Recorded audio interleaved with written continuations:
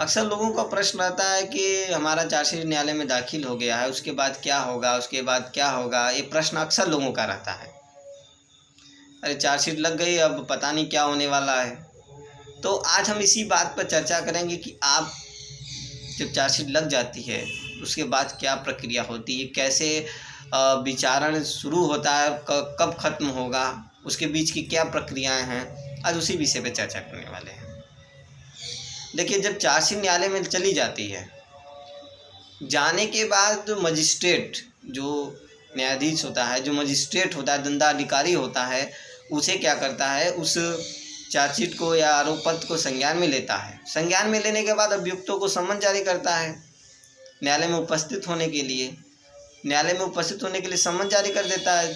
जब सम्मन जारी हो जाता है तो उसे नियत तिथि पर सम्मन उपस्थित होने के लिए सम्मन जारी किया जाता है कि मतलब इस डेट को आपको उपस्थित होना है। अभियुक्त गण को जब यह प्रक्रिया होने के बाद जब नियत तारीख पर अभियुक्त गण उपस्थित हो जाते हैं, हो जाने के बाद क्या होता है कि जो भी आरोप पत्र चार्जशीट लगे हुए हैं उनकी प्रतिलिपियां अभियुक्त गण और पीड़ित पक्ष को दिया जाता है।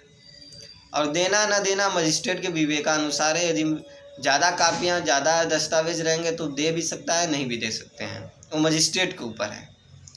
उसके बाद क्या होता है कि जब ये प्रक्रिया पूरी हो जाती है, मजिस्ट्रेट को लगता है कि ये प्रक्रिया पूरी हो गई है, तो उसके बाद आपका क्या होता है कि जो अभियुक्त होते हैं, यदि वो चाहते हैं कि ये हमारे ऊपर आरोप निराधार है, इसमें कोई आधार नहीं है, हमें झूठा फंसाया गया है, तो डिस्चार्ज उन्मोचित होने के लिए प्रार्थना पत्र दे सकते हैं। जिस तारीख को उपस्थित, उसके 60 दिन के अंदर में आपको प्रार्थना पत्र देना है कि ये मतलब हमारे ऊपर कोई आरोप गलत लगाया गया है, ये आरोप निराधार है, तो आप डिस्चार्ज के लिए प्रार्थना पत्र दिया जाता है अभियुक्त द्वारा। अभियुक्त का अधिवक्ता आप देते हैं, वो डिस्चार्ज के लिए एप्लीकेशन देते हैं। जब मजिस्ट्रेट को लगता है कि नहीं, इसमें ऐसा बात है नहीं, अभियुक्त तो डिस्चार्ज करने लायक रहता है तो करते हैं। यदि डिस्चार्ज करने लायक उन्हें नहीं लगता है कि डिस्चार्ज करने योग्य नहीं है तो नहीं करते हैं। उसके बाद क्या होता है, आरोप विचलित किए जाते हैं, जिसे चार्ज ऑफ फ्रेमिंग बोलते हैं। लोग जनरल आप लोग सुने होंगे कि चार्ज ऑफ फ्रेमिंग होता है।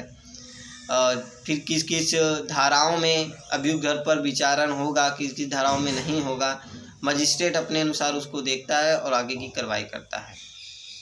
आगे कार्रवाई करने के बाद जब मजिस्ट्रेट को पूरी कार्रवाई हो जाती है तो मजिस्ट्रेट दंडाधिकारी सीधे सीधे अभियुक्त को पूछता है कि क्या आपको यह आरोप स्वीकार है।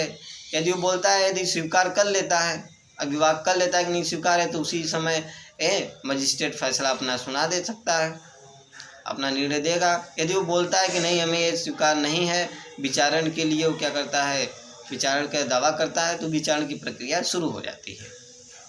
जब गण कह देता है कि नहीं, मुझे स्वीकार नहीं, मेरे ऊपर गलत आरोप लगाया, मैं विचारण के लिए दावा करता हूँ, तो विचारण के दावा कर देता है, तो विचारण की प्रक्रिया शुरू हो जाती है।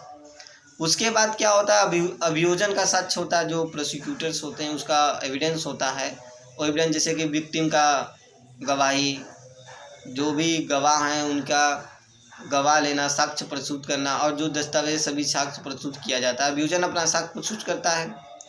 फिर उसके बाद अभियुक्त अपने बचाव में, जो भी अपने बचाव में प्रतिरक्षा में दस्तावेज या साक्ष्य प्रस्तुत करता है, प्रस्तुत होने के बाद सभी, यानी अभियुक्त के सर्वप्रथम पहले अभियोजन अपना साक्ष्य प्रस्तुत करता है, फिर उसके बाद अभियुक्त अपना प्रतिरक्षा में साक्ष्य प्रस्तुत करता है।